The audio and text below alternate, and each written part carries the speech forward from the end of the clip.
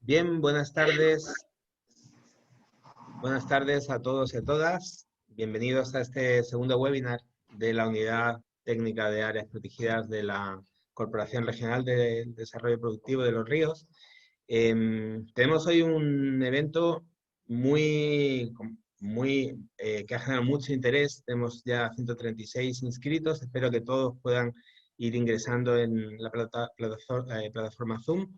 Yo les quiero invitar a los panelistas a activar su cámara y su micrófono para dar inicio a este webinario. Y para empezar, me gustaría invitar a Ángel Veroiza, el director ejecutivo de la corporación, para que nos dé unas palabras de saludo y nos dé un poco el contexto también de esta actividad. Muchas gracias, Alberto. Saludar a nuestras invitadas, a Liliana, que ya nos conocemos hace bastante tiempo, a Constanza, Jimena, Alexandra, por el tiempo y la buena disposición para participar en esta actividad que, como bien decía Alberto, es en el marco de la implementación de esta unidad regional de administración de áreas silvestres protegidas, que es un piloto que se instaló en la región de Los Ríos con asiento en la Corporación de Desarrollo, que, como ustedes deben saber, es unidad técnica del gobierno regional. Me parece que es una bonita coincidencia que el día de hoy también tengamos puros liderazgos femeninos hablando de conservación. Yo creo que es muestra también de cómo nuestra sociedad se ha ido abriendo independientemente del contexto complejo que estamos viviendo, por un lado, con legítimas demandas sociales y por otro con los efectos de la pandemia. Comentar que este es un ciclo de seminarios online. Tuvimos un primer seminario hace aproximadamente un mes, donde estuvimos con representantes de Fundación Tompkins y de la Unión Internacional para la Conservación de la Naturaleza, y estimamos, fruto de las conversaciones que ha tenido Alberto y Erwin, que son los profesionales de esta unidad, de una relevancia extrema poder incorporar a nuestras áreas protegidas privadas. Haciendo un repaso muy rápido, nos damos cuenta que el territorio que protegen estos proyectos prácticamente duplica el SNASPE en nuestra región, que tienen una vocación recreativa bastante importante, y que también trabajan arduamente por proteger y poner en valor nuestro patrimonio natural. Así que es un espacio que nos interesaba mucho poder generar, poder conversar con ustedes, poder profundizar respecto de sus proyectos y ver cómo los podemos integrar de manera más activa dentro de la gobernanza regional de áreas silvestres protegidas, que en conjunto con CONAF, que en conjunto con el gobierno regional y Senatur, pretendemos fortalecer a través de esta unidad. Así que nada más que agradecer, y Alberto, vamos a conocer los proyectos de quienes nos acompañan hoy día. Super. Muchas gracias, Ángel.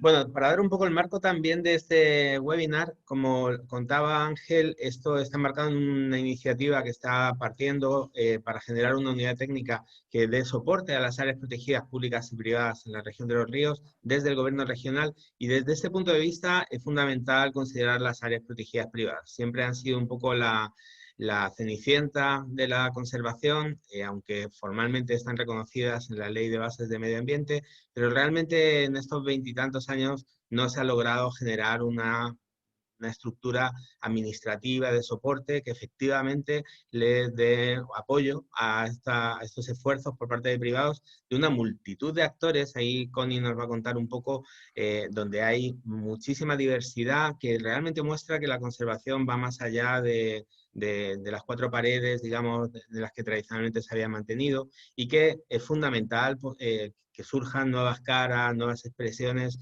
en este mundo cada vez más diverso y más cambiante. Desde ese punto de vista, este webinario es un punto de inicio de una conversación que queremos ampliar con un grupo de trabajo donde vamos a invitar a participar a las iniciativas de conservación privada de los ríos para ver un poco cuáles son sus desafíos, sus necesidades y de qué manera se pueden apoyar. Pero queríamos dar a conocer primero estas iniciativas, obviamente son demasiadas como para poderlas poner todas en un solo webinar, pero en este primer webinar hemos seleccionado algunas iniciativas que son referentes, tanto a nivel nacional, como organizaciones como Así Conserva Chile, que aglutina ya gran parte de las iniciativas de conservación privada, como iniciativas que llevan mucho tiempo ya consolidadas, de las más antiguas de la región de los ríos, la Reserva Huilo Huilo, lejos la más grande, digamos, que tenemos en la región, la Reserva Costera Valdiviana, que surgió en un contexto histórico de conflicto y que logró darle vuelta un poco a la historia y generar un proyecto de conservación y desarrollo local, y la Reserva Punta Curiñanco, que si bien es pequeña, es un área que es como la joya de la corona, muy cerca de Valdivia, y donde de alguna manera muchos de los que estamos acá presentes hemos tenido la oportunidad de ir a disfrutar y sabemos también los tremendos desafíos que tiene en su gestión. La idea es que partamos con una visión macro. Connie nos va a presentar en términos generales cómo está la conservación privada en el país, un poco desde el contexto histórico, cómo surgió, cómo se ha ido consolidando y en qué momento estamos ahora y cuáles son los desafíos que tenemos hacia el futuro. Después vamos a ver cada una de las iniciativas y vamos a abrir un conversatorio donde todos podamos compartir un poco ideas. Para los participantes, les aviso, las preguntas se pueden hacer a través del módulo de preguntas-respuestas de Zoom, ya nos pueden enviar sus preguntas por escrito, nosotros podemos estimar si se pueden responder por escrito o eventualmente se va a responder en vivo, ¿ya? Mientras tanto, esto va a estar siendo transmitido por Facebook, en el Facebook de la corporación, pueden compartirlo, se va a estar transmitiendo vía streaming, pero también va a quedar disponible después para todos aquellos que quieran revisar si es que no han podido participar directamente. Así que sin más, yo voy a dar la palabra a Connie Constanza Pinochet, ella es la directora ejecutiva de Así Conserva Chile. Connie es elemento fundamental en esta arquitectura de la conservación privada. Desde que ella asumió como la dirección de Así Conserva Chile, ha dado un impulso muy grande al trabajo de articulación y de asociatividad. Ella es bióloga, magíster en ciencias y tiene bastantes años ya de experiencia en asesoría, en gestión de áreas protegidas privadas, y hoy día tiene este desafío, digamos, de liderar la principal organización de conservación privada en Chile. Así que, Connie, te damos la palabra, tienes 20 minutos, voy a estar mirando el cronómetro, así que ojalá que nos puedas resumir rápidamente cómo estamos en Chile. Muchas gracias, Alberto. ¿Se escucha bien? Súper. Bueno, muy agradecida de poder estar acá, la invitación y poder contarles un poco de la conservación privada y comunitaria, a pesar de que el foco va a estar en lo privado, desde la perspectiva de Así Conserva Chile. Bueno, antes de comenzar, más o menos lo que vamos a ver en unos breves 20 minutos, algunos conceptos generales, como áreas protegidas y concepto de gobernanza privada comunitaria, para luego revisar los hitos de la conservación privada y comunitaria en Chile, sobre el reconocimiento legal que existe actualmente en el país, y por último, contarle un poco sobre este estándar para áreas bajo protección privada y el registro de estas, que también ya está disponible en el Ministerio del Medio Ambiente. Bueno, en términos generales, una APP, que sería una área bajo protección privada, que también se usa otros términos como área protegida privada, o se usa de otras maneras, pero este es el término que promociona IUCN, que es la principal organización internacional de conservación de la naturaleza, y lo define como un área protegida bajo gobernanza privada, entendiendo que esto implica que el ejercicio de poder, todas las tomas de decisiones, que en fondo permiten que funcione esta área determinada, está llevado a cabo por personas, grupos de personas, entidades privadas, como pueden ser universidades, centros de investigación, organizaciones de la sociedad civil o empresas, y eso también nos remite a la definición de qué sería un área protegida, que también esta misma organización lo define como un espacio geográfico que está definido, es reconocido y está gestionado primordialmente para la conservación, lo que no quita que hayan otros fines también asociados, pero generalmente se va a priorizar la conservación en ese espacio, tanto de sus valores naturales como culturales y de servicios ecosistémicos. Y por otra parte, también se definen por separado lo que serían los territorios y las áreas conservadas por pueblos indígenas o comunidades locales, que como un concepto general le dicen TICAS, que puede tener otros nombres en otras regiones, pero un poco lo distinguen de la gobernanza privada en el sentido que son las comunidades locales o comunidades de pueblos originarios las que tienen una profunda y una estrecha relación con ese territorio y dependen de ese territorio, y ellos mismos van definiendo la forma de operar en el tiempo, o sea, la gobernanza que va a funcionar en ese territorio. Y como resultado de esa gestión se contribuye a la conservación tanto de la naturaleza como del bienestar de la comunidad. Bueno, en Chile la conservación privada y comunitaria está llevada a cabo por diversos actores. Por una parte, lo que serían las APP, estas áreas bajo protección privada, que serían las de gobernanza privada. Tenemos, como les contaba, empresas, ONG nacionales, internacionales, personas, familias, grupos de personas.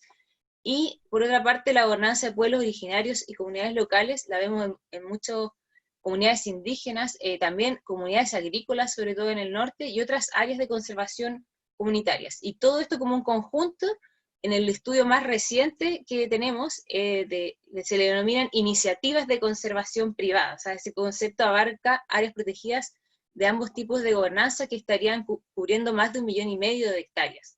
Y se identificaron más de 300 ICP en ese entonces. Bueno, un poco fijándolo en la región de los ríos, vemos que es muy destacada esta región en el número de iniciativas de conservación privada, siendo la segunda en el país después de los lagos. Y por otra parte, si nos fijamos en la superficie, también está dentro de las más destacadas del país. Y como mencionaban, hasta duplica el área protegida de la SNASP en la región.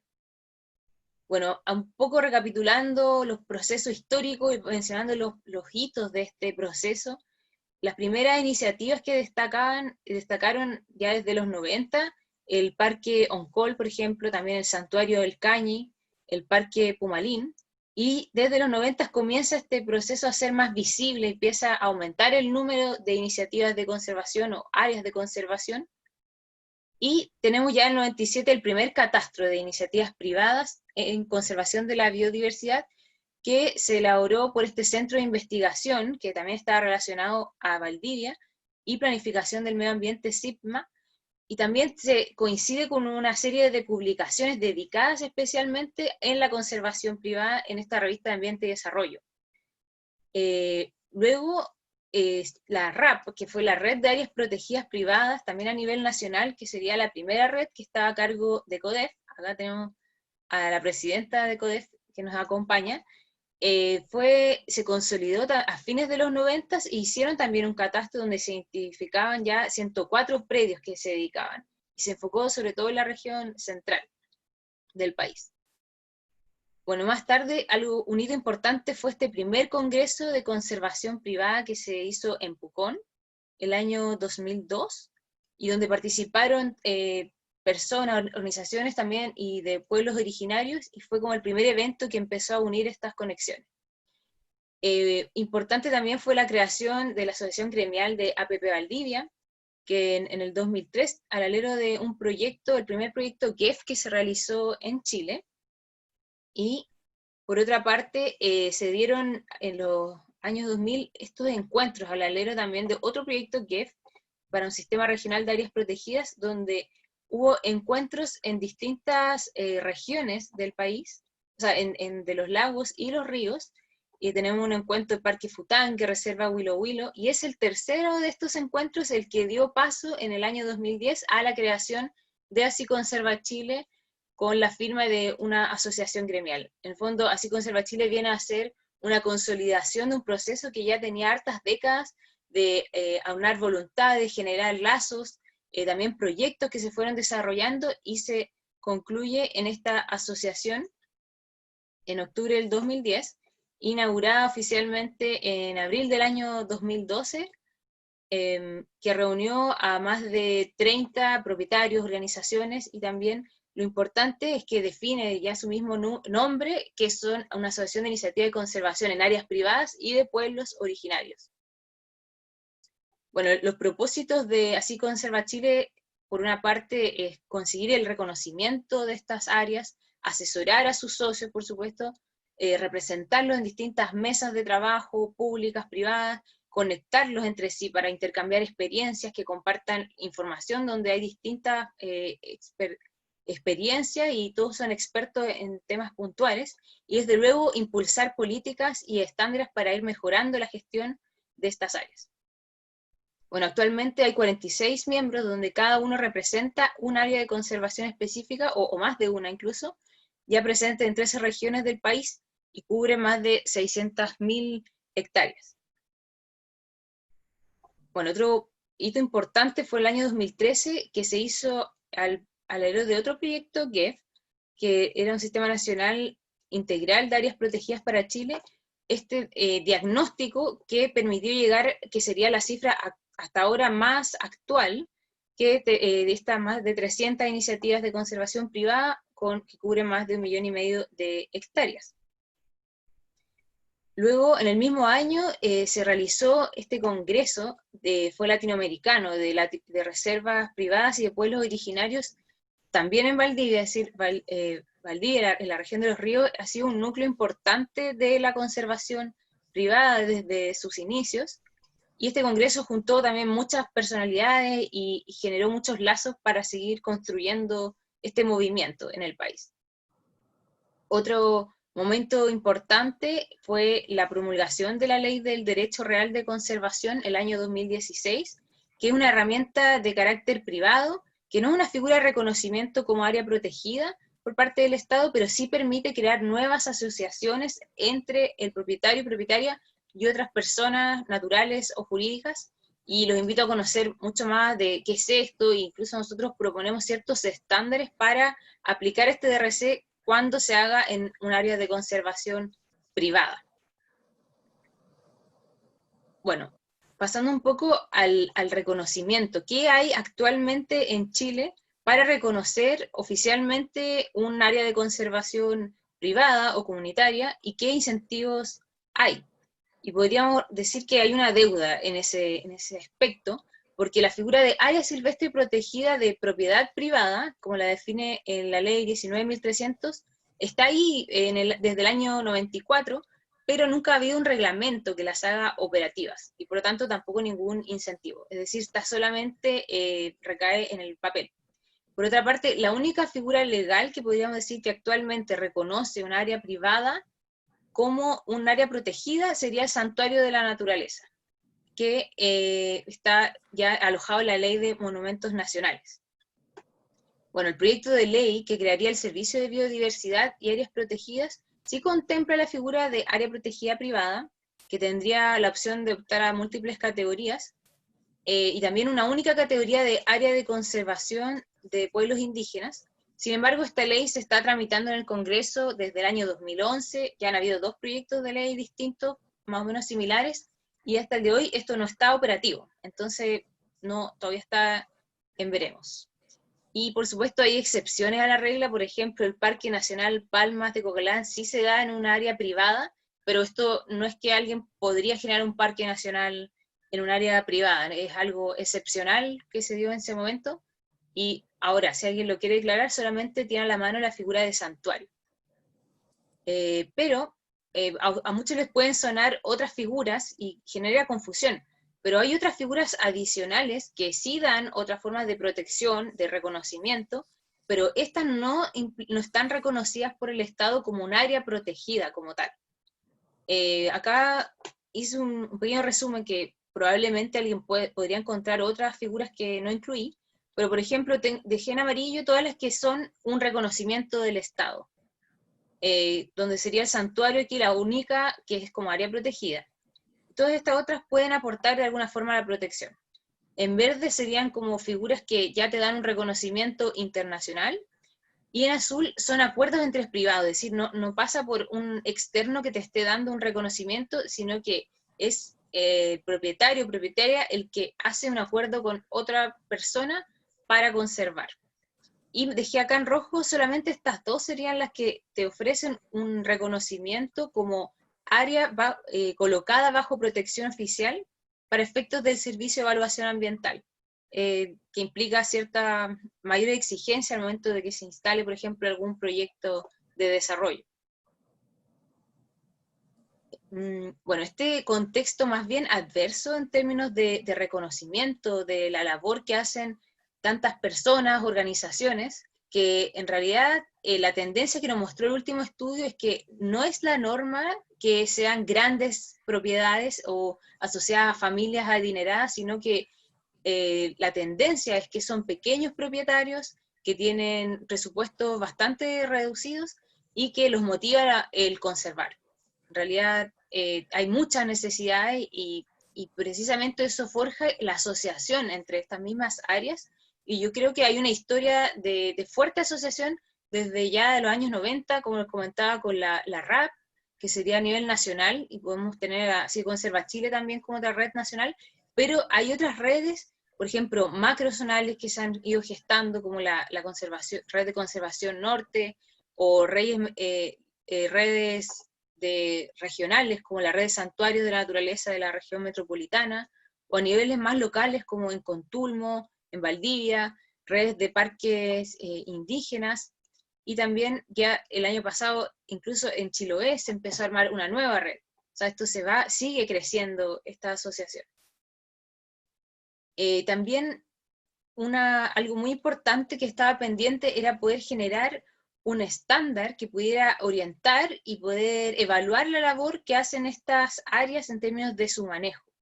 Y por eso este proyecto Corfo que ejecutamos desde el año 2019 nos permitió desarrollar 3 estándares, donde está el estándar para áreas bajo protección privada, para organizaciones garantes de conservación y, como les decía, para el derecho real de conservación cuando se aplica en una APP, que también los invito a conocer en el sitio web de este proyecto.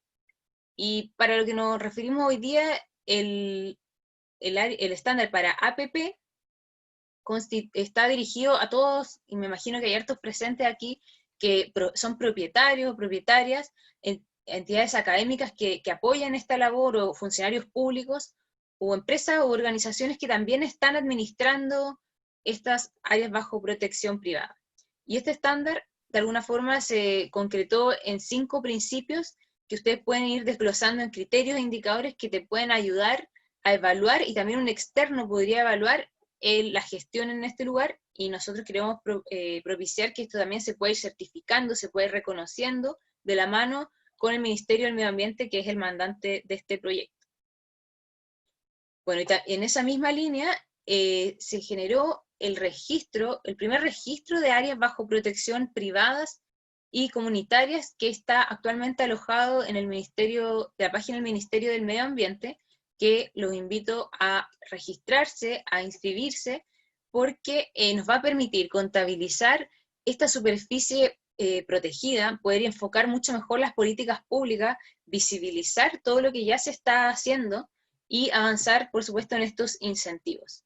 Porque hasta ahora la cifra más actual, y me preguntan muchas veces cuál sería la superficie de áreas protegidas privadas y comunitarias en Chile, y en realidad nos quedamos congelados en estas cifras del año 2013, porque no hay un registro oficial para ir revisando si siguen operativas o no, y ha sido un poco la labor de Así Conserva Chile ir tanteando, pero el sistematizar de manera globalizada es una labor que queremos hacer de la mano con el Ministerio del Medio Ambiente. Bueno, y en términos generales, como habrán notado, hay bastantes desafíos, tareas pendientes, a la vez que han habido avances en estos años. Y en primer lugar, poder lograr este reconocimiento, estos incentivos que sean oficiales de parte del Estado, y también desde luego de parte de la sociedad, en el fondo, que se valore esta labor que están haciendo tantas personas y organizaciones en todas las regiones de Chile, y que aportan, complementando al SNASPE, complementando al suministro, no sé, de agua, de lugares para visitar, para la recreación, pero que eso no está realmente tan reconocido e instalado como sociedad, que es valioso. Por otra parte, visibilizar y reconocer esta gobernanza por parte de pueblos originarios y comunidades locales, que si bien muchas veces se les agrupa en denominaciones, o por ejemplo este registro lo hacemos compartido, porque tiene lo común de no ser público, o sea, es decir, pero no es exactamente lo mismo, y no, las necesidades tampoco son las mismas, y la forma en que el Estado y la sociedad puede apoyar el desarrollo de estas áreas tiene que también ser diferenciado. De la mano de esto, queremos desarrollar un marco regulatorio que estandarice y mejore las prácticas. Para eso hemos construido este estándar, que fue construido de manera participativa, mediante talleres, donde participaron muchas distintas áreas que ya se dedican a esto, y lo fueron puliendo esta propuesta, pero falta ahora poder enmarcar esto en un marco regulatorio que realmente logre fomentar su uso y establecerlo de manera más estandarizada. Y por último, dar vida a este registro oficial, que desde ya ustedes se pueden inscribir.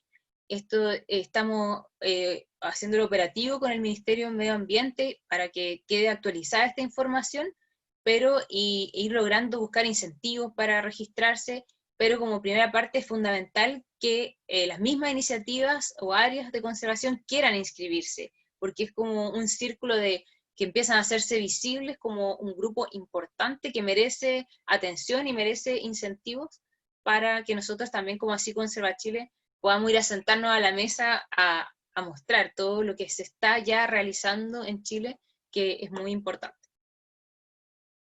Bueno, muchas gracias. Esto ha sido una pincelada un poco de diversos temas. Me imagino que pueden haber dudas.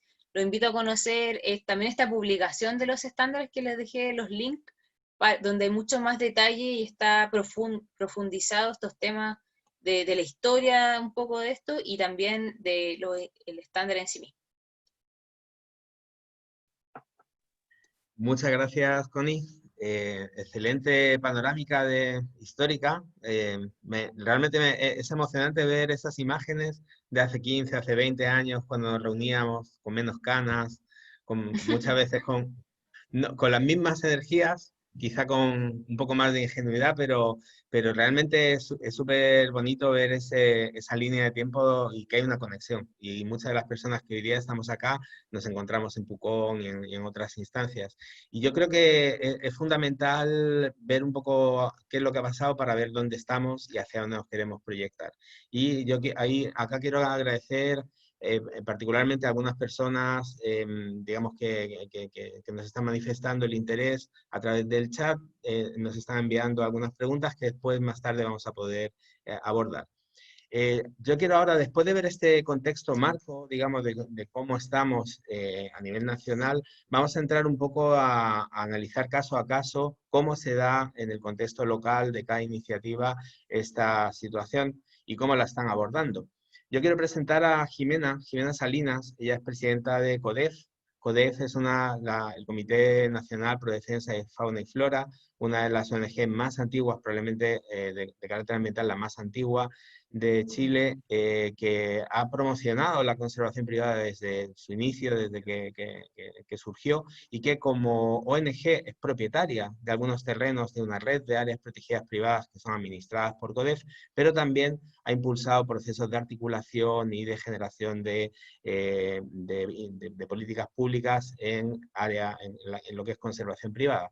Jimena es periodista, es educadora ambiental, lleva más de 20 años trabajando en este tipo de proyectos, y desde hace unos años asumió la gestión de CODEF desde la presidencia, y asumiendo el desafío también que implica mantener una ONG en Chile, que no es fácil, pero además con este componente añadido de que no solo es la ONG, sino todas y cada una de las áreas protegidas privadas a lo largo del país que tienen que mantenerse funcionando, donde hay personal, donde hay gastos que atender, público que atender.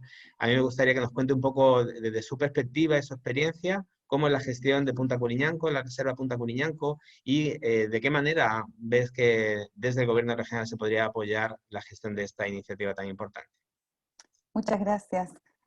Bueno, sí, súper pertinente hacer este tipo de conversatorios justamente en estos momentos, sobre todo porque se pone como a prueba la resiliencia de cada una de las organizaciones que estamos trabajando justamente en lo que es conservación y que tenemos la suerte y también el desafío de sostener áreas silvestres privadas protegidas.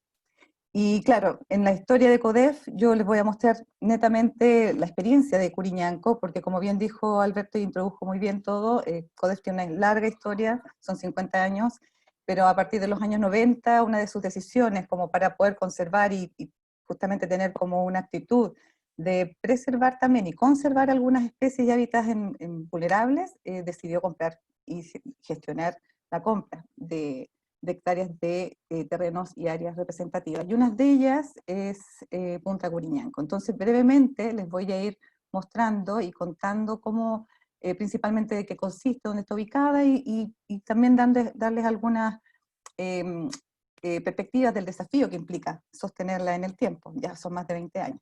Así que voy a compartir. Sí, ¿Sí? ¿tienes que compartir pantalla, Jimé? Sí, voy a compartir ahora rápidamente. Tengo poquito tiempo por lo que me dijeron.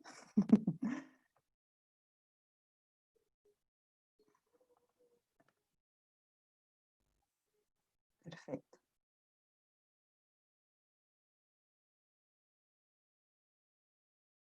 Está medio lento, ahí está. Bueno, como bien dijo Alberto, Punta Curiñanco es una reserva que CODEF adquirió en los años 90, o sea, 2000 principalmente, y es un refugio, o sea, del olivillo costero, es como el objeto de conservación más preponderante en esta área. Y esta área está ubicada a 45 kilómetros de Valdivia, principalmente en una zona cercana a la urbe. En estos momentos ya es mucho más accesible de lo que era en aquellos años, y el tiempo, eso también generó una cercanía también de lo que es el tema de los visitantes, pero ubicado principalmente a 45 kilómetros de Valdivia y a 20 kilómetros de la localidad de Niebla.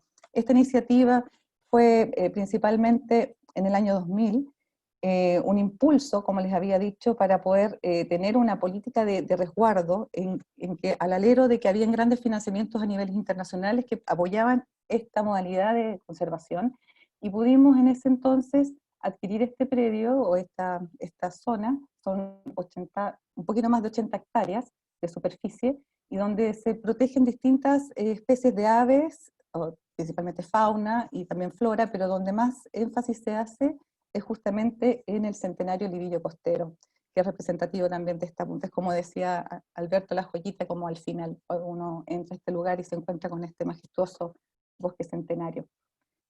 Principalmente lo que se ha hecho en esta área a lo largo del tiempo, que no ha sido, como les decía, un tanto fácil, porque desde un principio, evidentemente, la política de llegar con recursos es instalar y generar todas las condiciones como para tenerla resguardada.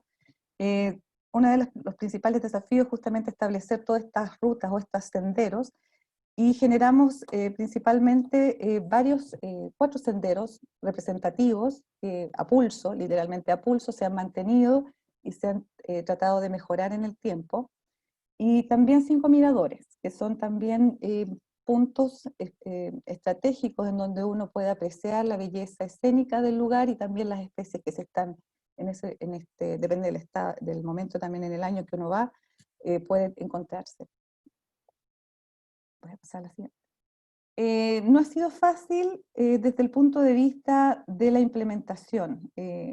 Ha sido un desafío para CODEF en general, a partir de las primeras apoyos en proyectos de justamente generar infraestructura, de habilitar senderos, de generar un plan de manejo.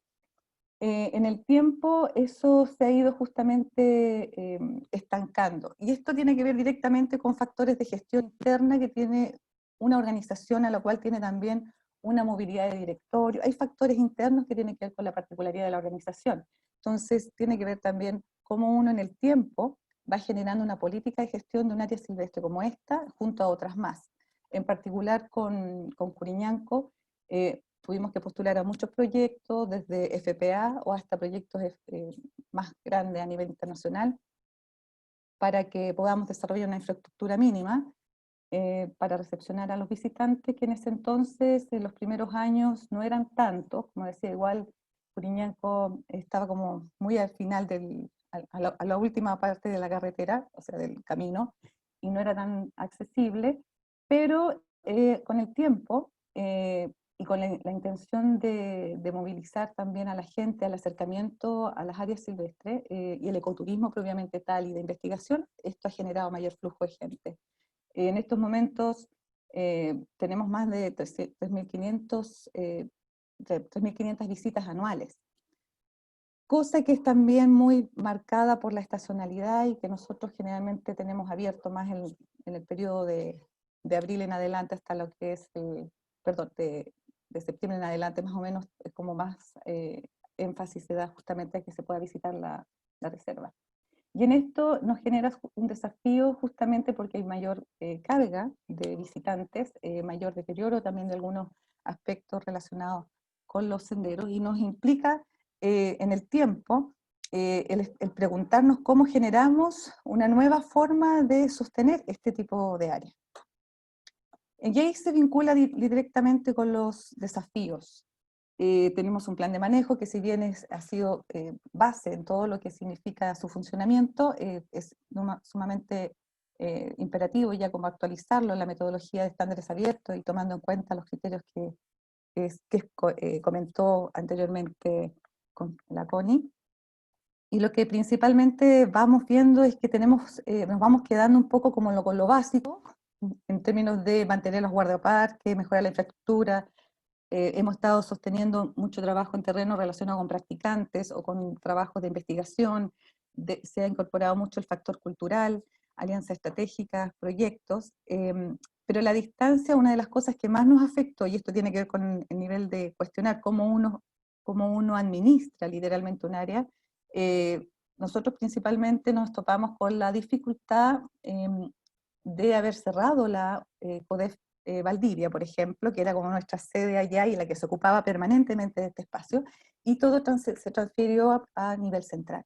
Al tener esa dificultad, claro, los desafíos para el futuro se nos tornaron mucho más patentes, sobre todo para lo que significa el acercamiento con la comunidad o tener como un mejor programa de involucramiento, y tener justamente también un acercamiento a las políticas regionales o a algunos fondos regionales, temas que tengan directa vinculación con la comunidad, y fortalecer también el trabajo que se hace principalmente con la participación que tienen cada cierto tiempo comunidades mapuches que hacen también sus ritos, porque se habla de que también el Oribillo Costero, esa zona sobre todo, es una zona de ritual muy importante para ellos. Entonces lo que vemos como desafíos principales es un fuerte apoyo en lo que significa la gestión a futuro de este tipo de áreas cuando ya son privadas y cuando evidentemente una organización sin fines de lucro se topa con que no hay mucho financiamiento para sostenerlas, que hay que estar muy pendiente de cómo realmente uno puede ir manejando alianzas o viendo de qué manera puede cumplir con los estándares también que se están cada día perfeccionando. Y ahí vemos obviamente con mucho interés el rol que puede tomar el gobierno regional, sobre todo en una visión más integrada, en adquirir justamente una política más amplia de gestión y de apoyar en las administraciones y financiamiento en sostenibilidad de este tipo de áreas, y generar también una mayor riqueza en el acercamiento de la gente, tanto en términos de educación ambiental como de investigación, o de simplemente tener un lugar que cumpla ciertos y mínimos estándares para poder recepcionarlo y recepcionarlos bien sin tener problemas incluso de seguridad. Y ahí queda principalmente, este es un enfoque muy macro, como les decía, en honor del tiempo y poder dar también paso a ciertas preguntas más específicas, pero solamente recalcar que es un gran desafío para el futuro, realmente en la región de los ríos, tener esta visión más integrada. Porque realmente es un tema que es difícil de sostener para las organizaciones en términos de su gestión y también de lo que significa poder mejorar la experiencia de tener unas áreas en este sentido y cumpliendo los nuevos estándares que en estos momentos se están desarrollando. Eso sería. Muchas gracias. Súper, muchas gracias, Jimé. Excelente, yo creo que al menos acá en la comunidad valdiviana estamos muchas personas muy pendientes, digamos, de cómo poder apoyar y colaborar en la gestión de Punta Coriñanco, que realmente es muy, muy sentido para los amantes de la naturaleza en Valdivia, ese bosque realmente maravilloso. Y Sí. agradecerte también que te has ceñido al tiempo, estamos súper bien. Más adelante vamos a tener un espacio para preguntas y conversación. Que son 50 años resumidas. Que son 50 años resumidos en menos de 10 minutos. Súper. Vamos ahora a dar un paso en una escala, en la escala espacial, porque pasamos de Punta Coriñán con una iniciativa pequeña, 80 hectáreas, relativamente, obviamente con un contexto territorial y de comunidades que es importante considerar, pero vamos a dar un salto en la escala para entrar a una iniciativa de una dimensión bastante mayor, la Reserva Costera Valdiviana, una iniciativa que surge de un conflicto ambiental en el que, bueno, muchos también de los que estamos acá hemos participado y que se resolvió de una manera muy favorable para la conservación con la adquisición por parte de un grupo de ONGs de unas tierras que eran anteriormente de una empresa forestal que estaba haciendo sustitución. La Reserva Costera Valdiviana, desde el año ya 2003-2005, se formaliza como una iniciativa de conservación privada. Lili es la administradora actualmente. Yo le agradezco mucho a Lili por el tiempo que se ha dado para compartir su experiencia. Lili es valdiviana, ella forma parte de la comunidad de personas interesadas por la conservación desde que entraron a la universidad. Nos hemos conocido, hemos trabajado juntos en varias cosas, y Lili desde hace un tiempo está asumiendo la gestión como administradora de la Reserva Costera Valdiviana. Ella es ingeniera forestal, magíster en Economía y Gestión Regional, y en todo este tiempo le ha tocado trabajar en múltiples temas, y nos va a contar un poco desde temas relacionados con la restauración, con el tema de los bonos de carbono, que es todo un gran tema, el tema también del trabajo con la comunidad y de gestionar también un área ya mucho más compleja, con un equipo de profesionales de guardaparques mucho mayor, ya, que implica también desafíos en términos de la gestión laboral y temas que es relevante tener en cuenta en la gestión de un área protegida. Yo le quiero dar la palabra a Lili para que en 10 minutos nos cuente de la Reserva Costera, en qué están, de dónde viene y sobre todo cómo se proyectan y de qué manera ven que desde el gobierno regional se podría apoyar esta excelente iniciativa.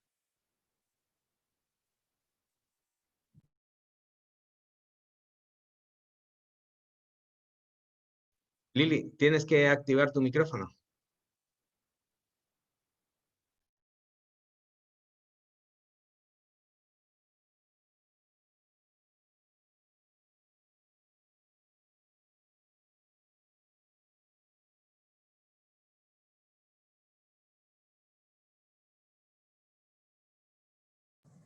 Ahora sí, lo siento. ¿Ahora me escuchan? ¿Me escuchan bien? Sí. Sí, perfecto, Lili. Ya, disculpen. Esto de tener varias pantallas confunde un poco y entre medio además suena el WhatsApp. Muchas gracias, Alberto, por tus palabras, por invitarme a este seminario. Realmente es un honor estar compartiendo como panelista con grandes mujeres en la conservación. Así que les agradezco y espero que todos los que estén participando en estos momentos se encuentren bien de salud, ya que estamos en un proceso que es difícil para todos. Así que yo les voy a presentar hoy en día la Reserva Costera Valdiviana, que es un área protegida de TNC. Como decía Alberto, mi nombre es Liliana Pessoa y desde hace 3 años estoy administrando la Reserva Costera Valdiviana, que es un área que está ubicada en la región de Los Ríos, tiene 50.000 hectáreas de superficie, fue creada el año 2003, tiene 36 kilómetros de costa y está ubicada en las comunas de Corral y La Unión. No sé si notan bien el mapa, está aledaño al Parque Nacional Alerce Costero, que aquí lo pueden apreciar. El área es importante de conservar porque tiene 340 especies de plantas, 96 especies de aves, 12 anfibios, 5 reptiles, y algunas de estas especies están globalmente amenazadas.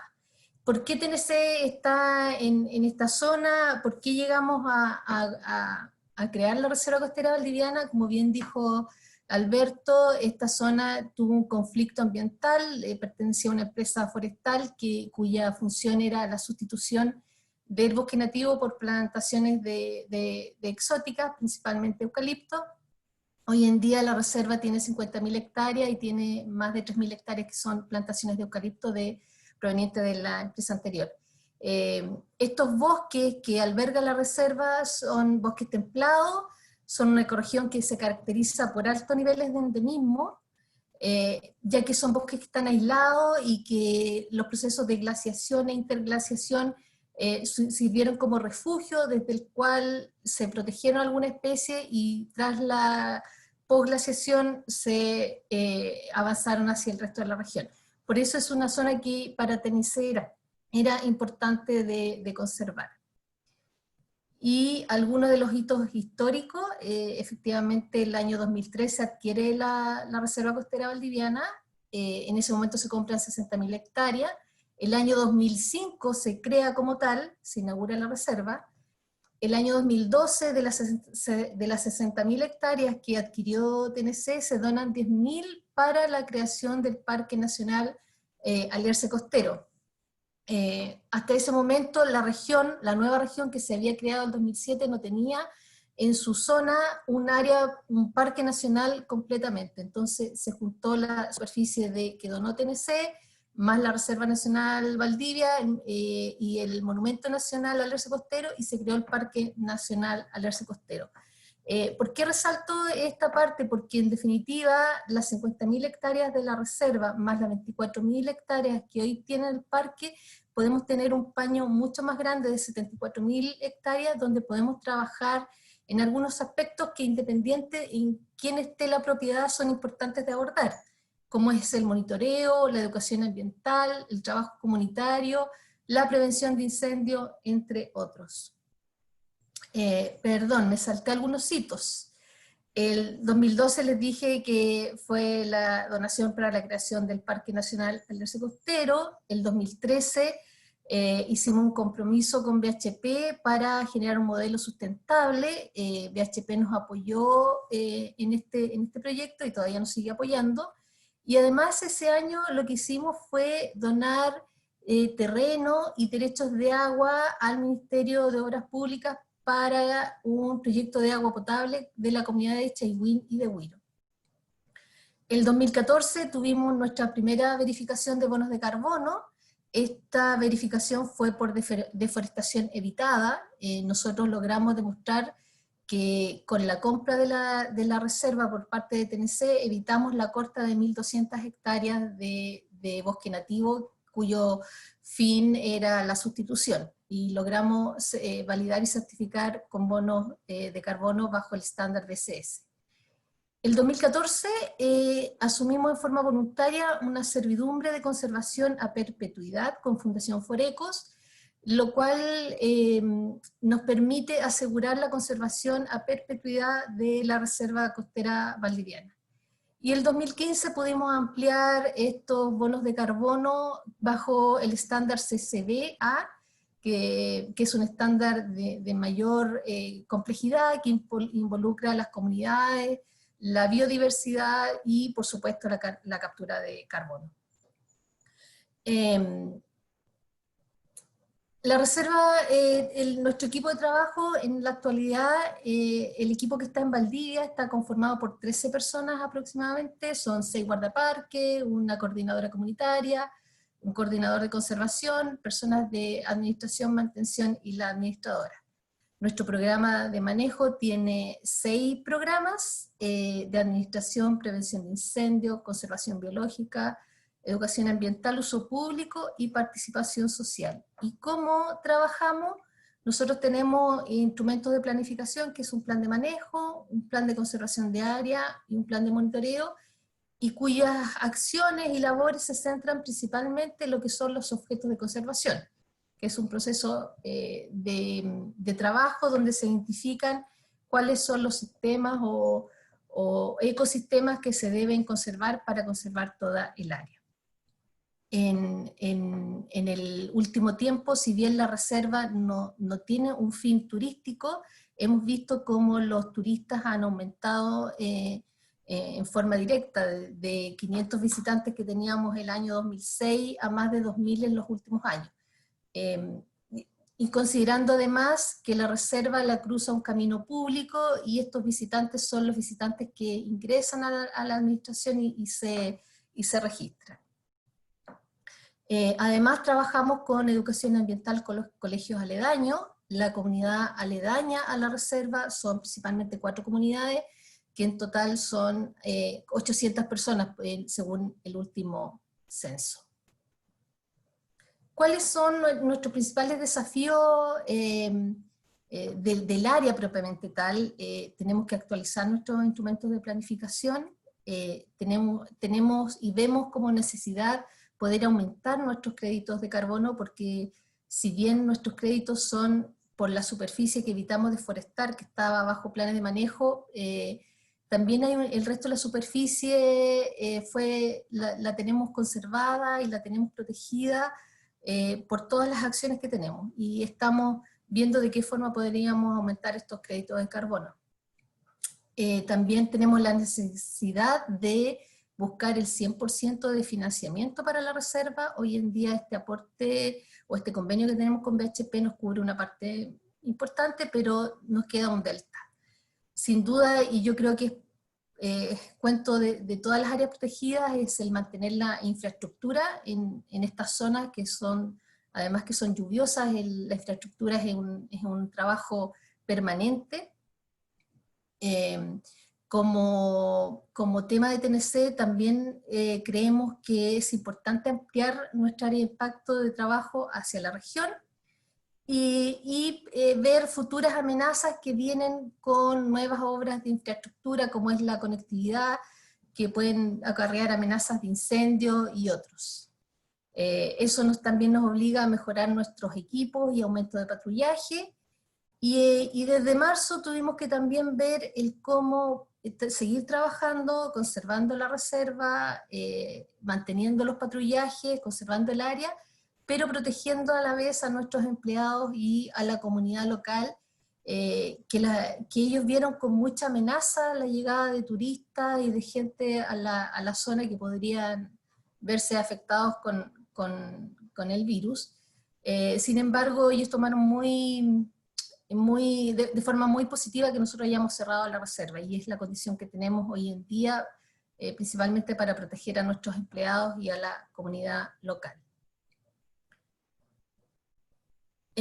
Como me pidió Alberto, nos vamos a concentrar en esta diapositiva, y que tiene que ver el cómo nosotros integramos la conservación y el desarrollo local. Para TNC, nosotros valoramos y reconocemos las comunidades locales, su contribución, sus costumbres, su cultura y sus medios de vida. Y en eso es que entendemos que la conservación del área tiene que ser con esa visión. Por lo tanto, nuestro trabajo desde un inicio fue trabajando con las comunidades locales. Aquí resalté algunas de las cosas que hemos trabajado con ellos. Por ejemplo, el proyecto de agua potable con el APR de Chaiwin. TNC donó el 0,48 hectáreas y los derechos de agua para que el gobierno pudiera implementar ahí un proyecto de agua potable. Sin duda ahí fue toda una gestión público-privada para lograr que en la zona la gente pudiera tener acceso al agua. En verano todas las localidades aledañas no tenían agua, y la municipalidad tenía que hacerse cargo de llevar camiones aljibes para abastecerse de agua potable. Nosotros también somos beneficiarios de este servicio, pagamos nuestra cuenta, y en este proceso con el APR también trabajamos en conjunto con ellos, en apoyo técnico, en ayudarlos a bajar proyectos y a seguir trabajando con el tema del agua potable, porque ellos sin duda se han dado cuenta que el conservar un área con bosque nativo les favorece para el tema del agua. Y eso también lo llevamos a la educación ambiental en los colegios aledaños. Trabajamos de forma transversal con todos nuestros programas de manejo. Como les contaba también, nosotros tenemos las plantaciones de eucalipto y tenemos como objetivo restaurarlas y volver al bosque nativo, y ahí sin duda la participación de las comunidades locales es trascendente en este proceso, porque son suelos costeros, frágiles y que están aledaños, y que están aledaños a las comunidades locales, y también en zonas que uno entra a la reserva y lo primero que ve son las plantaciones de eucalipto. En el último tiempo también hemos estado trabajando con el proyecto ganadero. Sin duda, históricamente en muchas zonas, me atrevo a decir en Chile, las comunidades tienen la costumbre de manejar el vacuno, manejar el ganado de forma libre dentro de los bosques, lo cual para las áreas de conservación sin duda es una amenaza por el ramoneo, por la contaminación de las aguas, por posibles enfermedades que se transmitan desde los vacunos a la fauna que uno conserva. La forma que estamos viendo nosotros acá es cómo podemos trabajar en conjunto y con las comunidades locales para pasar de un sistema tradicional de la crianza vacuna a un sistema de silvopastoreo, donde nos pongamos de acuerdo y veamos de qué forma pueden ellos mantener su productividad ganadera, que es de subsistencia, debo rescatar eso, pero bajo los sistemas de conservación. También hemos estado trabajando con las caletas de la Meguape y de Huiro para poder incluirlas en el proceso de inclusión de la ley caleta. Hemos habilitado zonas de uso público y hemos realizado concesiones de infraestructura. En TNC trabajamos en base a la ciencia y trabajo en red. Entonces creemos que la conservación efectiva, si queremos realizar una conservación efectiva en esta zona, deberíamos trabajar a nivel de paisaje.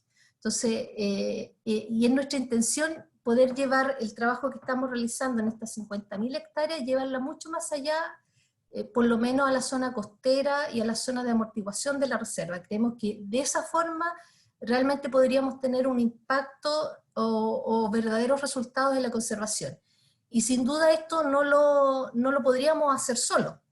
Esto tiene que ser con la intención y la articulación público-privado, y sin duda el gobierno regional aquí podría ser un eje fundamental en este proceso. ¿Qué es lo que nosotros vemos que se requiere para esto? Son capacidades para la gobernanza y el monitoreo de iniciativas de conservación a escala de paisaje. Vemos también que en este proceso de poder conservar toda esta zona, el gobierno regional podría tener mucho que decir en temas de políticas públicas, en todo lo que tiene que ver con los derechos de agua, en fortalecer los equipos de guardaparque. Nosotros tenemos un equipo de guardaparque muy capacitado, con muchas herramientas. Sin embargo, creemos que a nivel nacional el público en general no valora mucho el rol y las acciones que debería tener un guardaparque. Nosotros creemos que potenciar el rol del guardaparque en las zonas públicas y privadas nos ayudaría en general a conservar todas estas zonas. La prevención de incendios también es algo que no debería subir solamente las áreas protegidas privadas. Un incendio no ve límites administrativos, un incendio nos afecta a todos. Nosotros en este momento tenemos un convenio con la Corporación Nacional Forestal, donde la Brigada contra Incendios Forestales la mantenemos en conjunto, y creo que esa es una buena medida para proteger al final la biodiversidad que a todos nos alberga.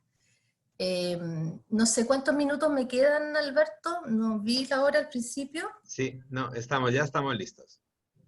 Muchas gracias, y cualquier consulta habrá un momento después, y ahí está todo mi equipo. Muchas gracias. Súper, muchísimas gracias, Lili. Y yo creo que reflejaste muy bien la dimensión que tiene la Reserva Costera Valdiviana, el peso específico que tiene, todos sabemos acá en la región, lo importante que es, pero realmente uno dimensiona la complejidad que significa administrar un área de esa dimensión y con esa responsabilidad, digamos, con un territorio, con dos comunas que de alguna manera gran parte de su superficie está cubierta por la Reserva Costera. Aunque parezca mentira, la Reserva Costera Valdiviana todavía oficialmente no es un área protegida privada.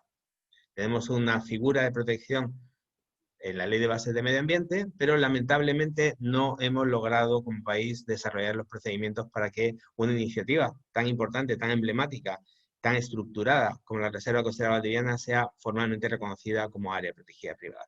Eso es solamente para dejar una pregunta en el aire que quizá después vamos a tener que abordar. ¿Qué tenemos que hacer para lograr que efectivamente estos esfuerzos sean reconocidos y sean respaldados por el Estado?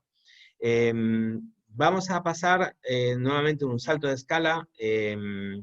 Tenemos a Alexandra Peterman de la Fundación Willow Willow. Ella es directora de la Fundación Willow Willow, pero además está implicada directamente en lo que es el día a día de la gestión de la Reserva Willow Willow. ¿Ya?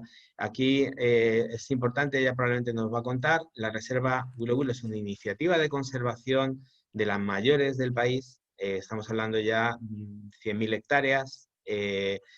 Solamente para hacernos una idea, todo el SNASPE, todas las áreas protegidas del Estado en la región de Los Ríos suman un poquito más de 100.000 hectáreas. Ya la Reserva Willow Willow equipara en superficie más o menos a la reserva, a las áreas protegidas del Estado.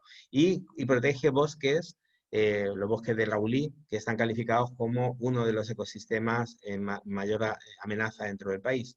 Es una iniciativa significativa tanto en términos de tamaño, pero también en términos del impacto económico y social que tiene en la comuna, en la región e incluso en el país. Es hoy día, ella nos va a contar, una de las iniciativas más reconocidas internacionalmente como un destino turístico sustentable y donde además de hacerse conservación se está generando economía local.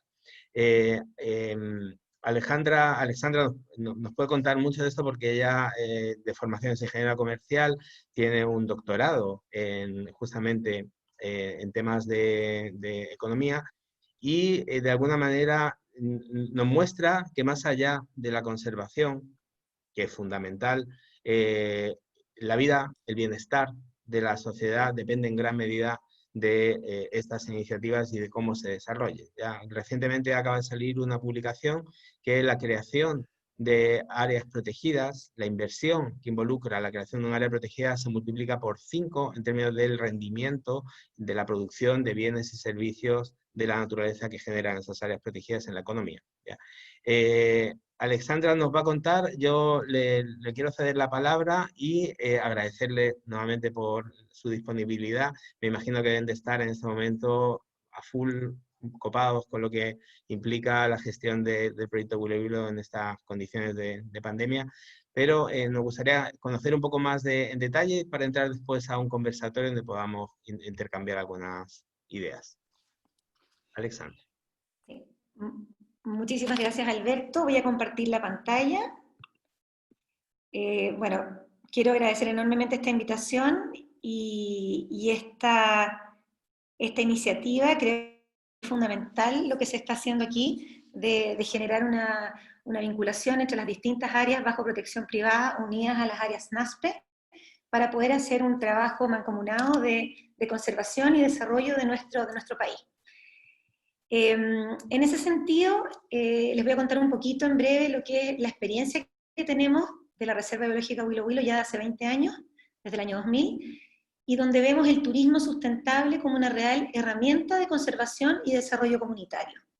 Y eso se los quiero compartir en la siguiente presentación. Bueno, la Reserva Biológica Willow Willow conserva, como ustedes bien dijeron, un territorio de 100.000 hectáreas de bosque húmedo templado, Se emplaza en plena Patagonia chilena, ¿no es cierto? Es un territorio, está en el centro de lo que es la ecorregión valdiviana, es una de las zonas, está entre una de las zonas de mayor biodiversidad de Chile, también es parte de la Reserva de la Biosfera declarada por la UNESCO el año 2007, y si ustedes ven, en realidad todo esto no son atributos únicos de la Reserva Biológica Huilo Huilo, son atributos realmente de toda esta región de los ríos, que tiene unos atributos increíbles, son parte de toda esta región.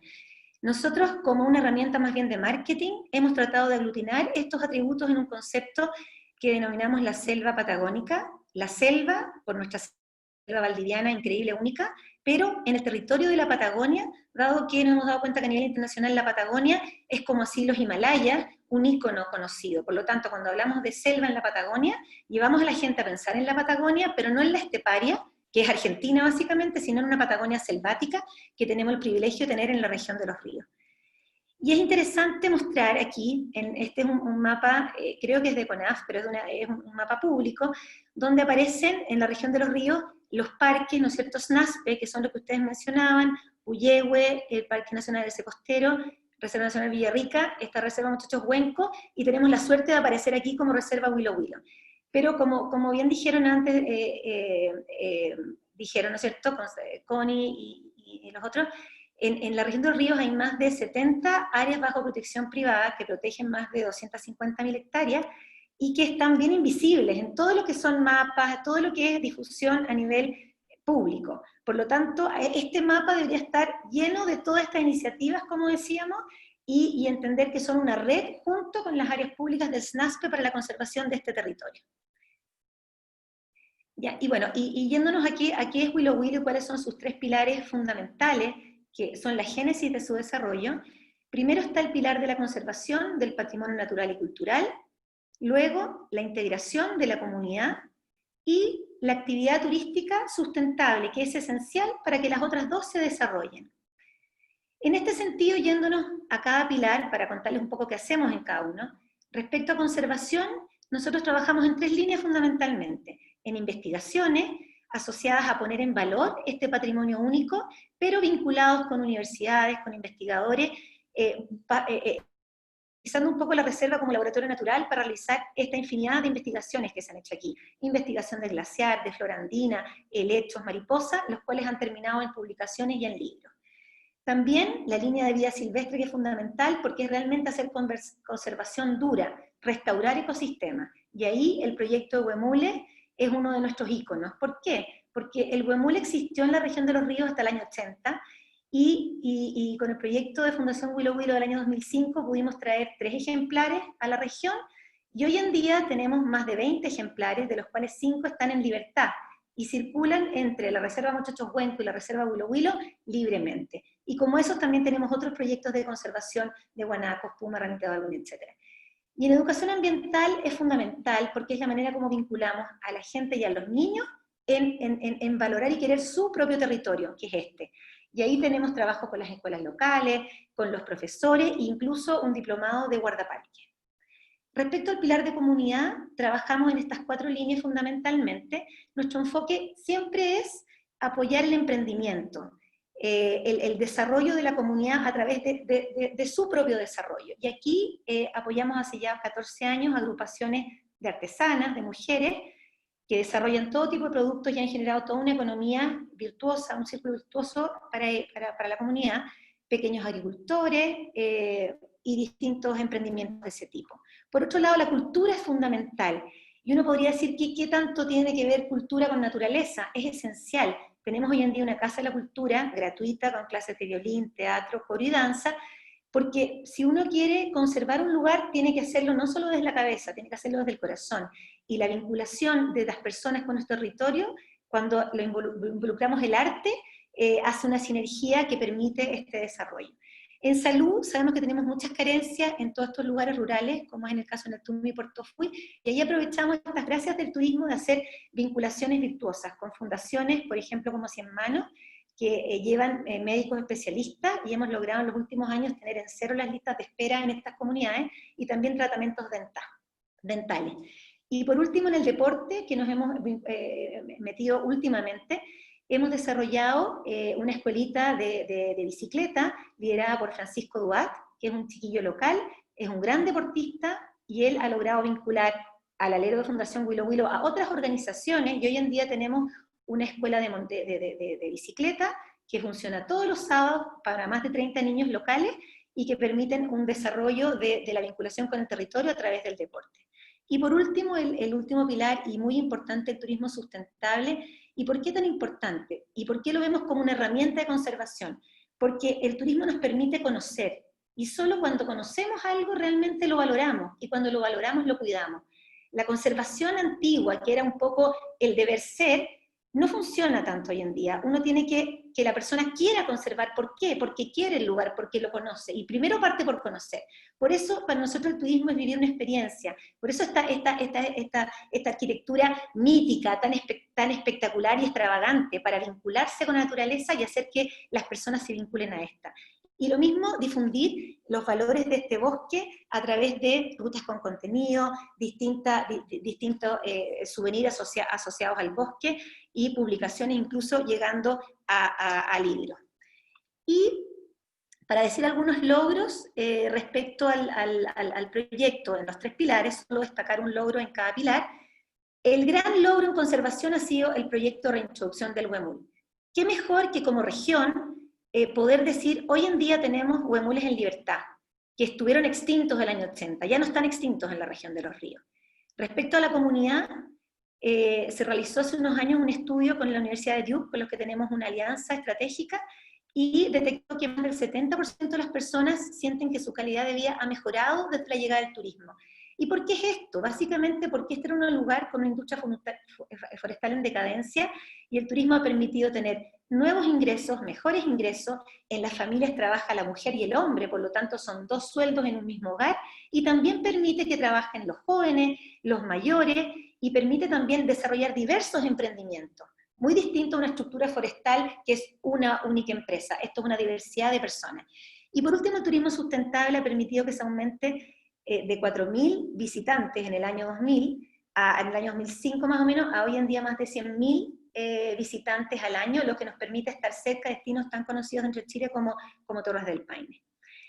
Bueno, y una cosa que se me quedó en la anterior, importante mencionar, un reconocimiento de los más importantes que nos han hecho, el de National Geographic del 2015 con el World Legacy Awards de la ITB Berlín, que reconoce esta trilogía de conservación, comunidad y turismo sustentable. Y para concluir, ¿qué desafíos tenemos como región? Bueno, creemos que tenemos una oportunidad única como región con esta gran cantidad de áreas bajo protección privada y personas dedicadas a la conservación, y con esta selva increíble, selva valdiviana, ¿no es cierto?, de tener una identidad común. Por lo tanto, nosotros creemos que es importante tener esta identidad común, y creemos que la selva en esta Patagonia es un concepto interesante de explorar, pero es importante tener una identidad común. También creemos fundamental potenciar la unión entre las reservas, lo que les decía al principio, públicas y privadas, y potenciarlas como polos de desarrollo, más bien potenciando como polos de desarrollo, ¿ya? Difundir proyectos de conservación que son muy invisibles hoy en día. Estas, como les digo, 70 iniciativas y más de 300 en Chile, poca gente las conoce. Deberían estar visibles en plataformas a nivel nacional y potenciar sus proyectos de conservación. Promover dentro de nuestra región el uso de estas áreas. Hoy en día no se usan tanto, nosotros las tenemos muy abiertas, tenemos hartos vínculos con universidades, etcétera, pero hay que aprovechar más estas áreas que son parte de la región. Y por último, importante mencionarlo, que esto ya es un compromiso más bien que podemos dar una pelea como región a nivel nacional, el tema de la ley de donaciones culturales, que como sabemos los que hemos estado metidos hace años en conservación, no existen casi recursos ni incentivos para la conservación en Chile. Y un ejemplo muy claro es que hoy en día yo puedo pedir financiamiento para hacer un libro del huemul, un video del huemul, una película del huemul, pero no para conservar sus guardaparques y su territorio para que éste pueda reproducirse libremente. Eso sería básicamente a grandes rasgos lo que les puedo contar hoy. Muchas gracias. Muchísimas gracias, Alexandra. Qué ganas de agarrar mochila e irse a la cordillera a ver esos huemules maravillosos que andan por el Mocho Chohuenco. Muchísimas gracias a las 4. Yo creo que nos han dado una panorámica absolutamente clara de la situación de la conservación privada en las diferentes escalas, y nos abre un poco la cancha como para empezar a conversar de ciertos temas que son claves, que son fundamentales hoy en día, y que de alguna manera se refleja también en esta imagen de Zoom, donde hace 20 años, cuando se hablaba de conservación y de áreas protegidas, eran viejos barbones como yo, ingenieros forestales, con algún PhD por ahí en Estados Unidos, y hoy en día son ustedes, son la cara del movimiento emergente de la conservación privada, donde hay mujeres, hay jóvenes, hay mapuche, hay de todo. Y lo interesante es que también hay de diferentes estratos sociales, que es fundamental, yo creo, tener espacios donde personas que provienen de orígenes sociales distintos podamos dialogar en estos temas que son tan importantes para el futuro del mundo, ni siquiera de nuestro país, sino del mundo. Yo les quería plantear un par de preguntas que han ido surgiendo en el chat, que yo creo que es importante que podamos debatir en términos de... estamos en un contexto donde las áreas protegidas han ido cambiando en su forma de abordar la conservación, donde emergen temas prioritarios como hoy en día en nuestro país son los derechos de los pueblos originarios, de los pueblos ancestrales. La región de los ríos está en un territorio donde básicamente las comunidades mapuche se han establecido y digamos todos los procesos históricos finalmente confluyen a lo que vemos hoy en día.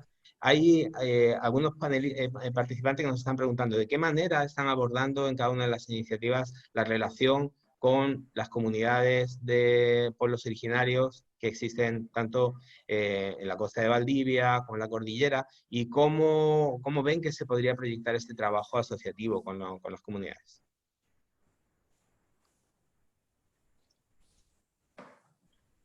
¿Quién se atreve? ¿O hablamos? Hablemos nomás. Ya. Bueno, Liliana, de la Reserva.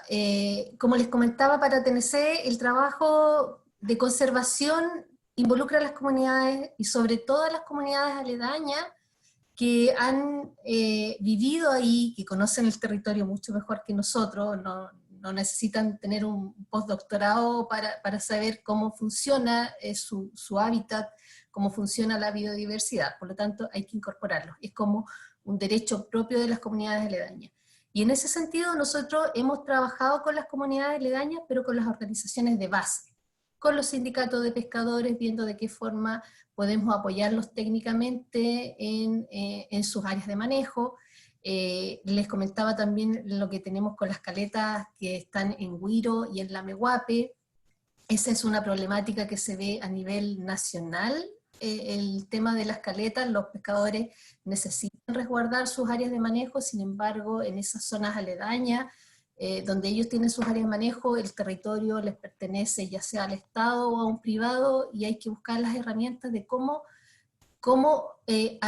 ayudarlos y apoyarlos en esta instancia, pero con una alianza público-privada. Aquí tiene que intervenir el Estado, y la ley Caleta nosotros creemos que es una buena opción. Y en todo el resto de las comunidades trabajamos en conjunto, viendo el tema de concesiones, de comodato, estamos trabajando en zonas ganaderas con los grupos de la reserva, con las comunidades aledañas que tienen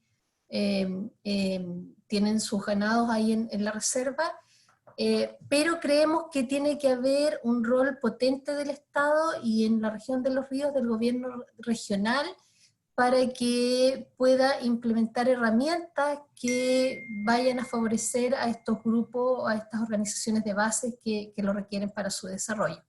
Nosotros necesitamos potencial desarrollo local porque es la forma de que nosotros conservemos los recursos. Gracias, Lili. Sí, Alexandra. ¿Comento también en el caso de Huilo Huilo? Sí, claro. Ya, gracias. Bueno, nosotros tenemos desde los orígenes, en el fondo... Oh, se le está yendo la conexión, Alexandra. ¿No se escucha bien? ¿No se escucha?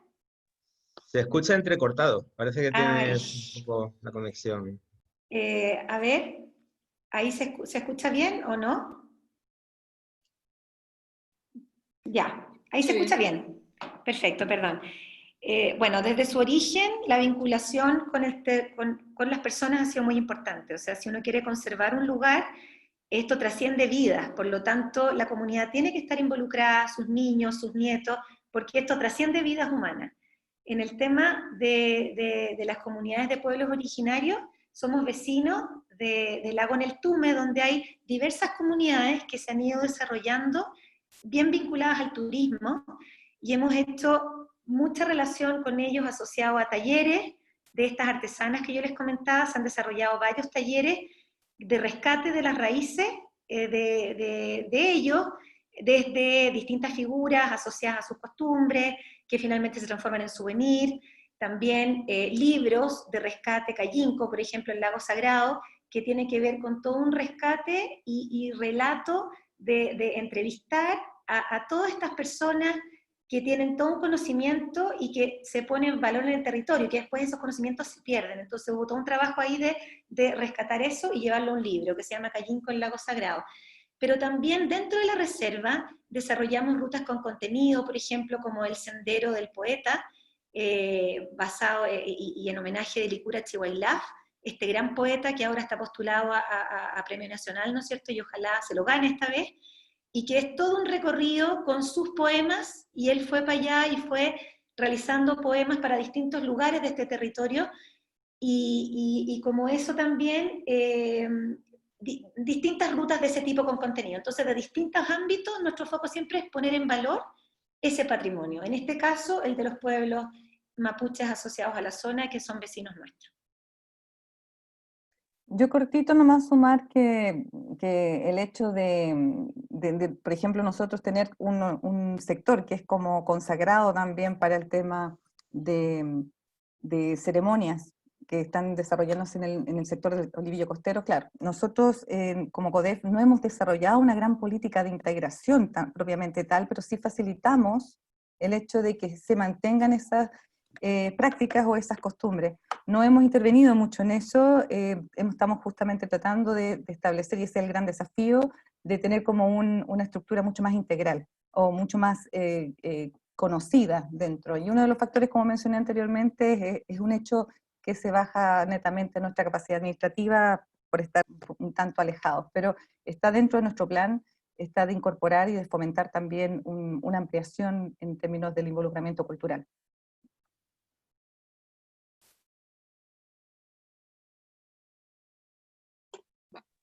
Perdón, tenía el micrófono apagado. Tony, dale. Bueno, agregar cortito, a modo general, para también este estándar que acabamos de construir, fue importante incluir un criterio dentro del principio 4 del estándar, que tiene que ver con la vinculación territorial.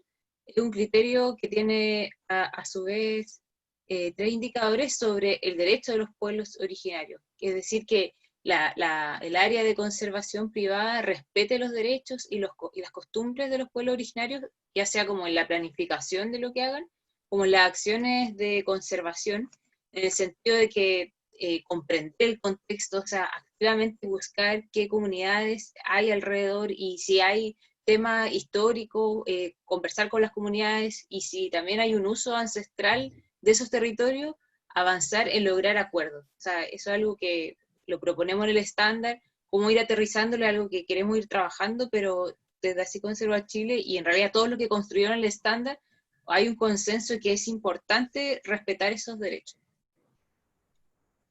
Súper, muchas gracias, Tony. Quiero aprovechar a saludar a algunos de los participantes. Estamos revisando la lista de participantes y tenemos algunas autoridades del Ejecutivo, don Oscar Droguet, el director regional de CONAF, Daniel del Campo, Seremi de Medio Ambiente, y también una persona que representa al senador Durresti, que parte, digamos, del Poder Legislativo.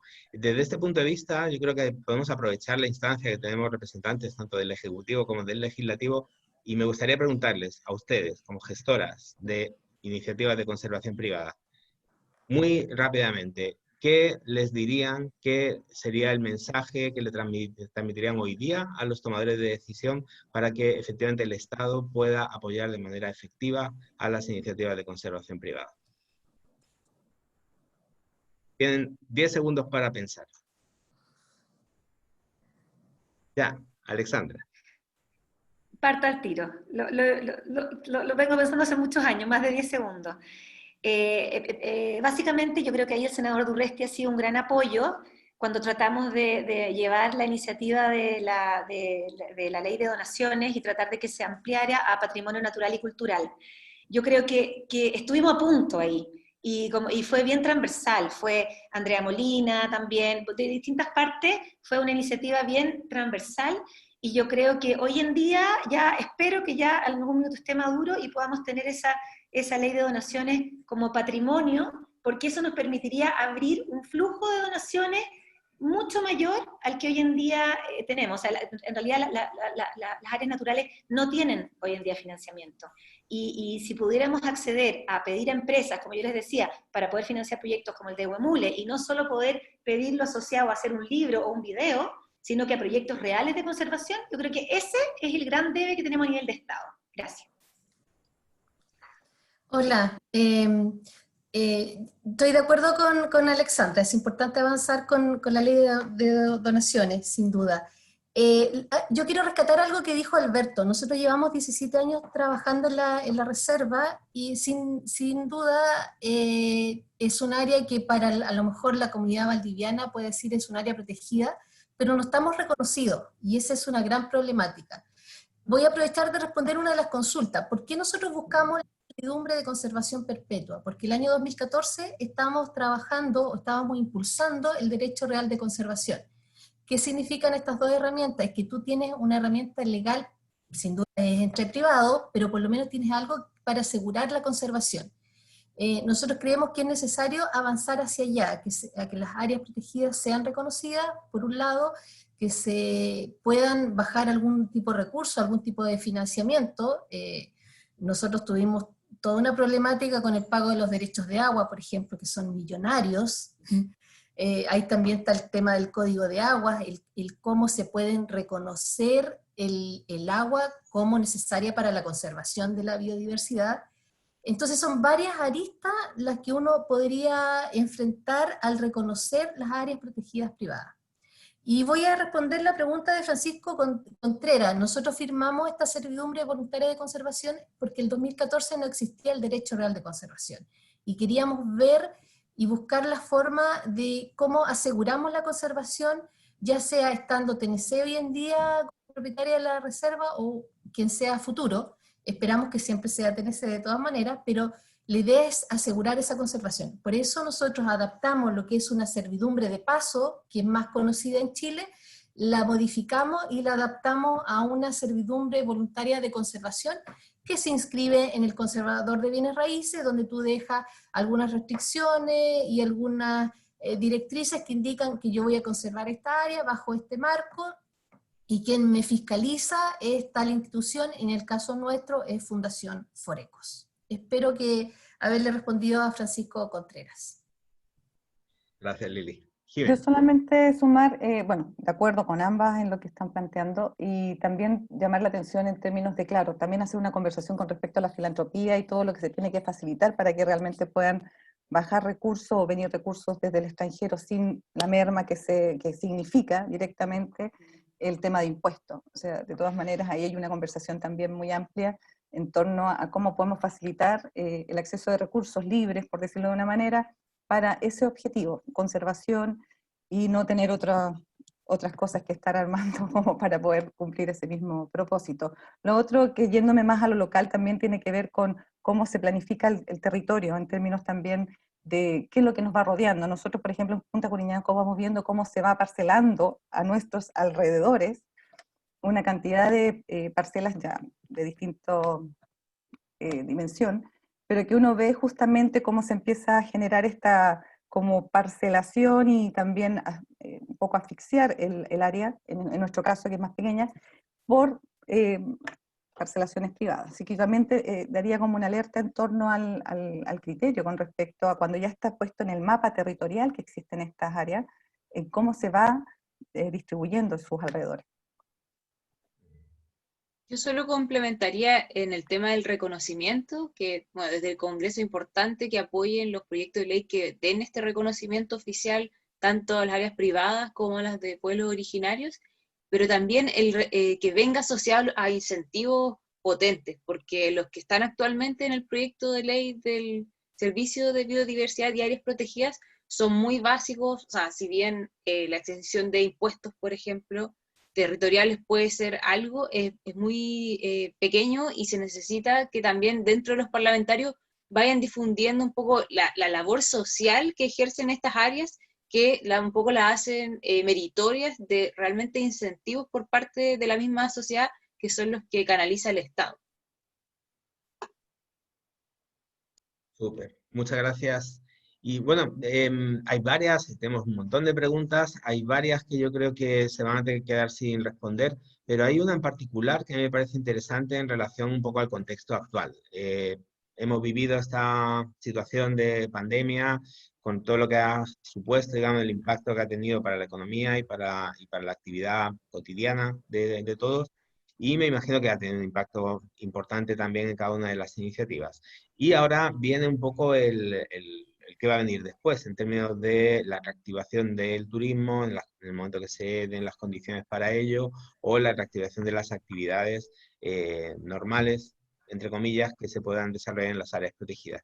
Desde ese punto de vista, nos pregunta un poco cómo se ve, digamos, desde las iniciativas, este proceso que se ha vivido, si existe alguna oportunidad o de alguna manera nos ha permitido sacar algún aprendizaje, y también de qué manera desde los propios trabajadores de las áreas protegidas, los guardaparques, las personas que están en contacto con el público, cómo se está viendo, y de las mismas comunidades se ha cambiado un poco, se ha transformado un poco la visión acerca del turismo, y ya se empieza a ver un poco distinto en este contexto post-COVID. Quizá Alexandra, y a lo mejor es la persona que tiene más experiencia en este tema. Feliz de contestar eso. La verdad es que, bueno, para todos ha sido muy complejo la situación del COVID, ¿no es cierto? Nosotros tuvimos que, para nosotros y para todo nuestro destino, nuestras comunidades, todos trabajan en turismo. La industria forestal ya no existe casi en la zona, más del 80% viven del turismo, y a mediados de marzo nos vimos obligados a cerrar, y la verdad es que lo hicimos antes de que fuera más bien mandatario. ¿Por qué? Por lo mismo que comentaban al principio, que toda la gente empezó a tener un poco miedo de los turistas, de que trajeran la infección.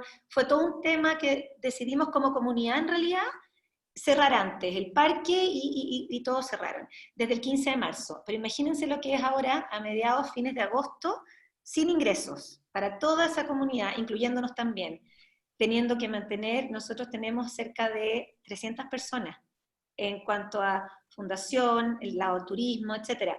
Tuvimos que aprovechar, y lo aprovechamos, las posibilidades que nos dio, en este caso, el Estado, de pactos laborales, créditos COVID, etcétera, para poder financiar ese flujo que no existía. Y hoy en día en el fondo vemos que la región de los ríos ya está reactivándose, está en paso 4, los parques nacionales ya abrieron, con dificultades, porque yo creo que esto va a ser algo difícil, pero vamos a tener que convivir con el COVID harto tiempo. Entonces lo importante es hoy tener claro cómo convivir, los protocolos para convivir. Entonces un poco ese miedo que teníamos en marzo, que no sabíamos nada y era como un río revuelto, hoy en día tenemos bastante más claridad, dentro de la confusión igual, pero de qué es lo que hay que hacer, cuáles son las medidas, etcétera, y nosotros estamos planificando reabrir las puertas a la reserva, si se puede, Dios quiere, y las condiciones se dan, el 12 de septiembre, en una cosa muy de a poco, entendiendo que los parques nacionales, Mochicho-Cuenco ya abrió hace una semana, pero con todos estos protocolos que van a ser un día a día de volver a vivir.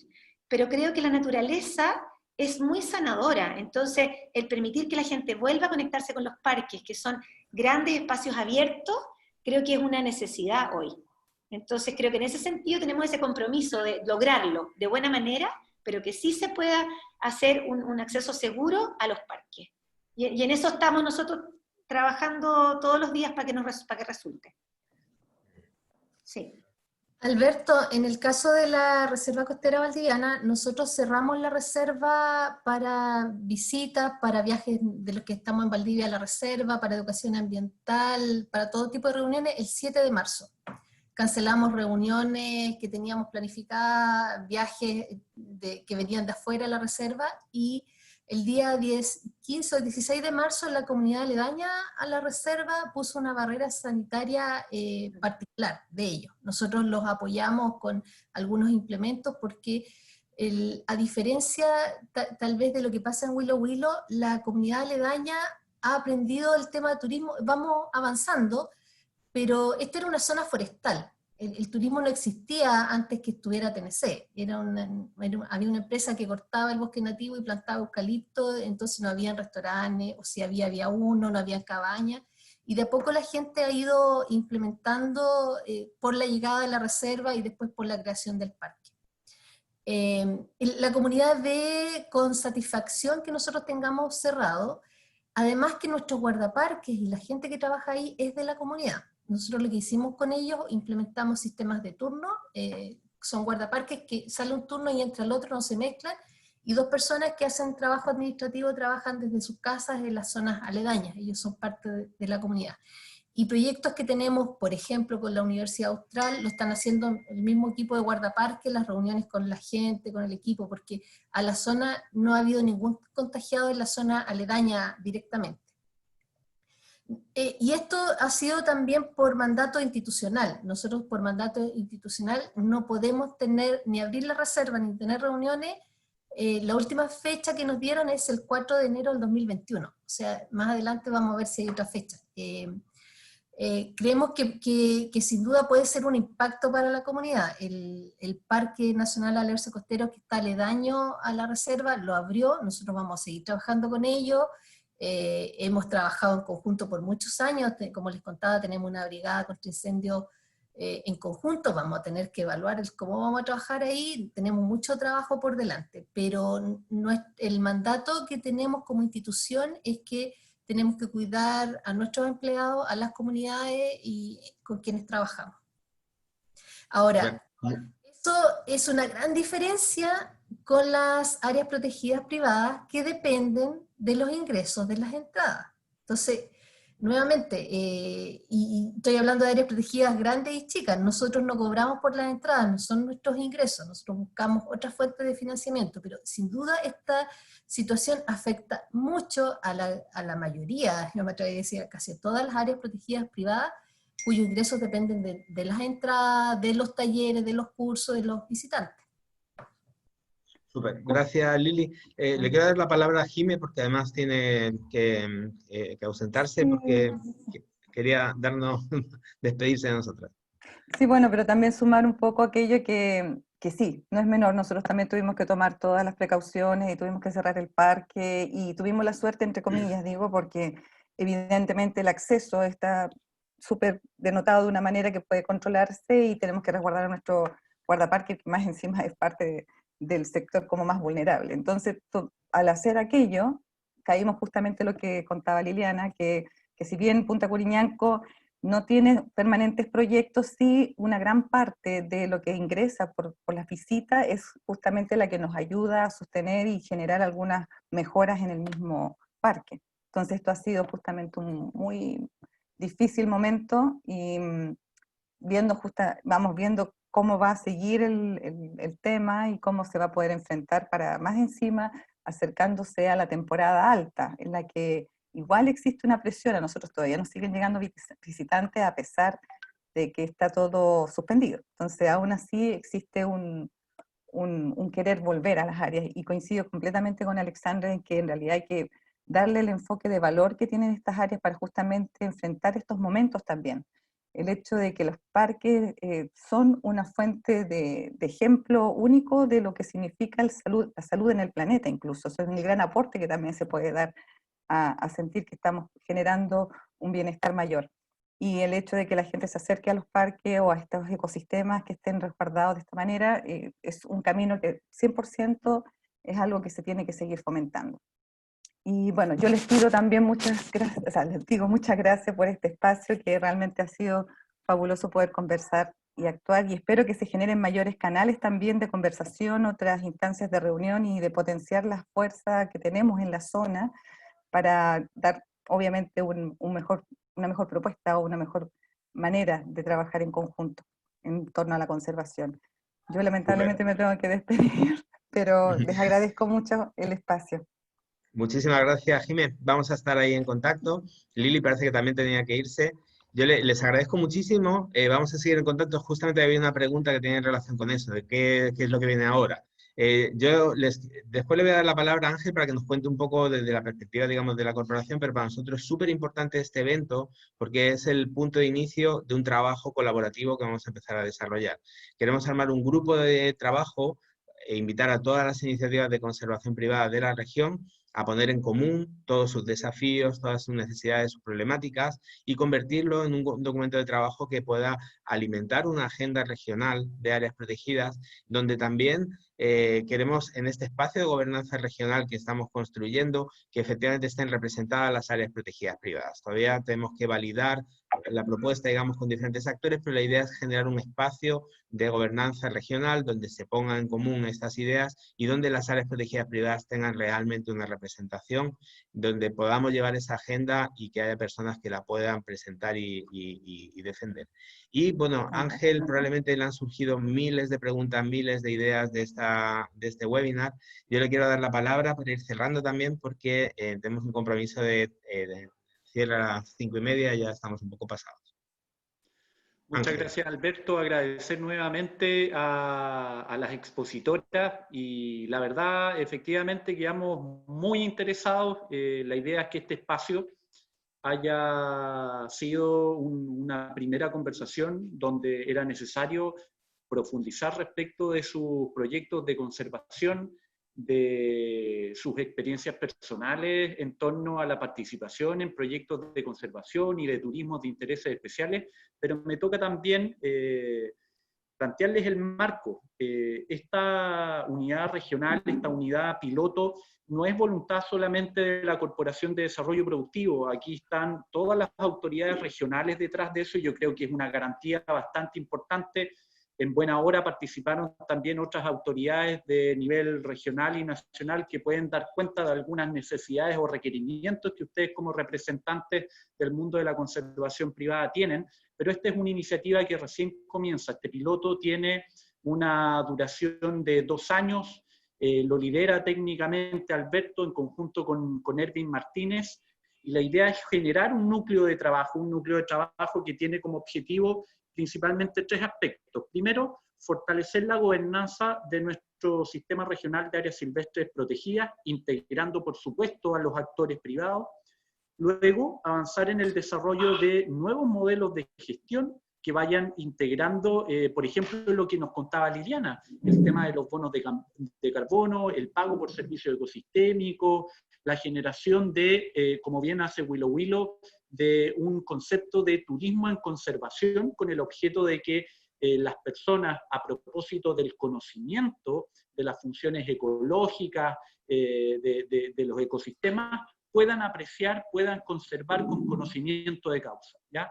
Teniendo estos 2 aspectos zanjados, la idea es implementar este piloto en una de las unidades de conservación que tenemos en la región para ir calibrando resultados y hacer una contribución directa a la gestión de nuestras áreas silvestres protegidas.